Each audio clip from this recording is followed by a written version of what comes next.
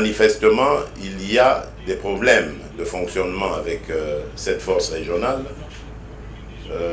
La première, je l'ai évoqué ici, la première raison qui nous pousse à nous poser des questions, c'est le rôle qui était assigné à cette force régionale et qui n'est pas du tout rempli.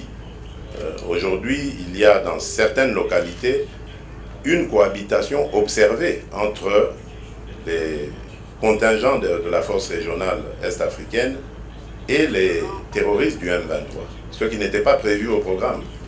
Il était question, je rappelle ici, de contraindre aux côtés des FARDC ces forces terroristes à gagner le chemin de la paix, c'est-à-dire cesser le feu, retrait, cantonnement.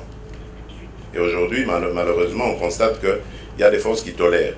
En plus du fait que des officiels, soit des pays de ces contingents, ou des officiels militaires du contingent même, en arrivant sur le sol de la RDC, on dit clairement qu'ils ne venaient pas pour combattre le M23, ce qui n'était pas du tout...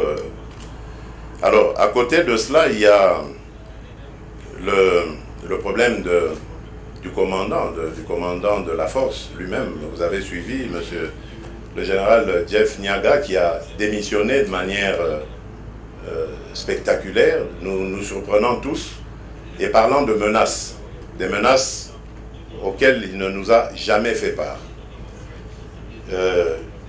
Pourquoi il ne nous a pas fait part de ces menaces, lui seul le sait.